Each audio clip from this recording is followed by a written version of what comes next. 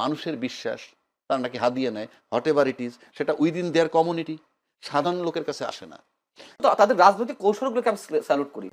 বলছে তুলনামূলকভাবে গ্রহণযোগ্য, তার মানে বলেনি কিন্তু 100% বা 90% বা 95%। আপনার কাছে একটা প্রশ্ন, যে আসলে উনি বলেছেন আসলে সব দল খুশি, আমরা তা দেখলামও বিএনপি ক্ষমতায় এসে আওয়ামী লীগের রাজনীতি করার পথ সহজ হয়ে গেল কেমনটা মনে হচ্ছে। এই জন্য বলছি যে বিভিন্ন জায়গায় আওয়ামী লীগের কার্যালয়গুলো খোলা হচ্ছে, খুলে দিচ্ছে, জয় বাংলা স্লোগান দিচ্ছে, এবং বিএনপির নেতারা গিয়ে গিয়ে খুলেও দিচ্ছে এরকম। তাহলে কি বিএনপি ক্ষমতায় আসার কারণে আওয়ামী লীগের রাজনীতি করার পথটা সহজ হয়ে গেল কিনা? খুব স্বাভাবিক, খুব স্বাভাবিক, যেটা রাজাকে ভাই বলেছেন সেই কারণে আওয়ামী লীগ খুশি। অন্তত রাজাকে ভাইয়ের এই পর্বের এই বক্তব্যে আমি সম্পূর্ণ একমত। সবাই খুশি, আমরা সবাই রাজা। এখন বিষয় হচ্ছে যে শুধু আওয়ামী লীগ বিএনপি বা যার যার জায়গা থেকে খুশি তা না। দেখুন, এটি বাস্তবতা। বাংলাদেশের মানুষ যে দলই করুক না কেন, আমি সবসময় একটি কথা বলি, 80 থেকে 90% মানুষ মুক্তিযুদ্ধের চেতনায় বিশ্বাসী। সেই মানুষগুলোও খুশি। মানুষের মধ্যে তো একটা আতঙ্ক ছিল, একটা আশঙ্কা ছিল, অথবা আর একটা অংশের মধ্যে আশাবাদ ছিল জামাত ক্ষমতায় চলে আসছে। ম্যাটিকুলাস ডিজাইন দিয়ে হোক, সেটা ইঞ্জিনিয়ারিং করে হোক বা মেকানিজম করে হোক, জামাত ক্ষমতায় চলে, অথবা ভোটের মাধ্যমে, মনে করেন যে কোনো কোনো একটা অংশ তারা বলছিল ভোটের মাধ্যমে জামাত চলে আসবে, তারা ঠিকই বলছিল, আবার আতঙ্কেও ছিল।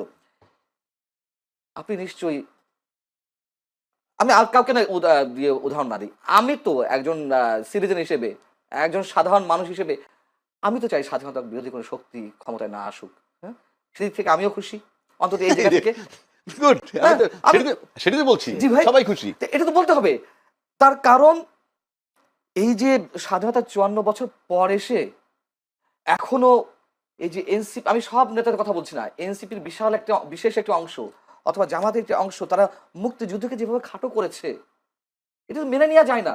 এবং 18 মাস, জয়নুল আপনি বলুন, নিজেকে আদালতের কাঠগড়ায় দাঁড় করেন, মনে করেন যে সাক্ষ্য দেন, আপনি কি নিশ্চিন্তে থাকতে পেরেছেন? মানুষের জীবনের নাভিশ্বাস উঠেছে নিরাপত্তার দিক থেকে।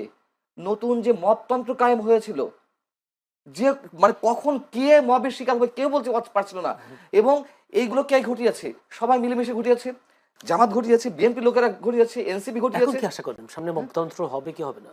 কি কমবে তো বটেই, তো কমবে বটেই, মানে একেবারে যে বন্ধ হয়ে যাবে রাতারাতি তা না, তবে অবশ্যই কমবে এবং একটা সময় বন্ধও হবে, এটুকু আশা করি। এবং তারেক রহমান যে আশাবাদ মানুষের মনে জাগাচ্ছে, মানে আমি তো প্রথমে বলেছি, ব্রুট মেজরিটি অবশ্যই খারাপ দৃষ্টান্ত হয়ে আছে যুগে যুগে।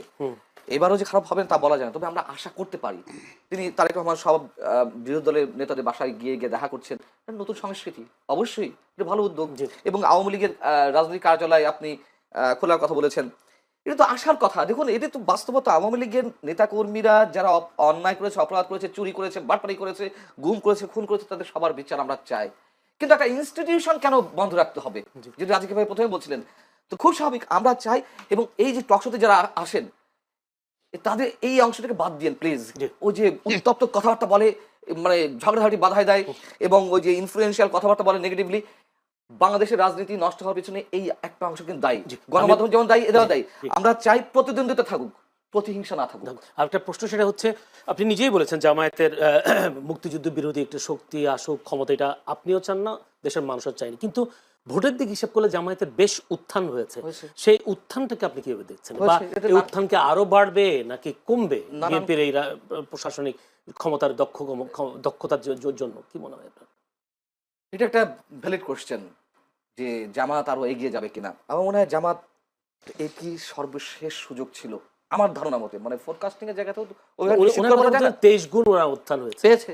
তার নানান কারণ আছে। দেখুন, জামাত পরিবার ভিত্তিক রাজনীতি করেছে 18 বছর। সমাজ মানে কি বলে এটাকে, এই শব্দটা আমি বলি, মানে এটা শব্দটা গ্রাম ভিত্তিক, হ্যাঁ, ওটা তো আছেই।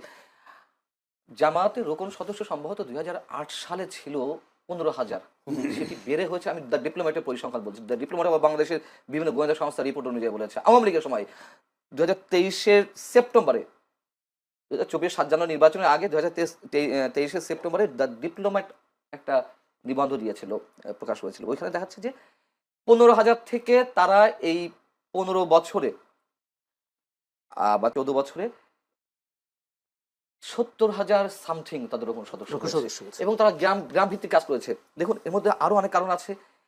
তাহলে নিম্ন আওয়ামী আয়ের- লীগের দমন পীড়ন ওদেরকে আর উত্থান বাড়িয়ে দিল, এটা বিষয়টা অবশ্যই তাদের রাজনৈতিক কৌশল, তাদের রাজনৈতিক কৌশলগুলোকে আমি স্যালুট করি।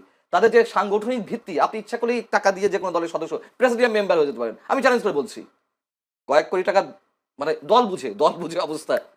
তো শিল্পপতিরা হচ্ছে না, বড় বড় পদে যাচ্ছে না বড় দুই দলের, এবারও কিন্তু জামাতে এটি সম্ভব না, জামাতে এটি সম্ভব না। এবং এর আগেও বলেছি, জামাতের প্রত্যেকটা ছেলে বা মেয়ে যাই হোক ছাত্র শিবির করার পর তাদের অর্থনৈতিক স্বাবলম্বী হওয়ার নিশ্চয়তা রয়েছে। তাদের ব্যাংকিং সেক্টর, তাদের অর্থনৈতিক যে সেক্টরগুলো অসাধারণ। যে দলের যেমন টাকার অভাব হয় না, চাঁদাবাজি করতে হয় না, ঠিক একইভাবে যারা শিবির করে আসে, ছাত্র সংগঠন করে আসে, তার চাকরি বাকরি অভাব হয় না। এদিক থেকে জামাতের রাজনৈতিক কৌশল অতুলনীয়, অভাবনীয়, অনেকটা কমিউনিস্ট পার্টি টাইপের। আগে যেমন কমিউনিস্ট পার্টি যে প্র্যাকটিসটা করতো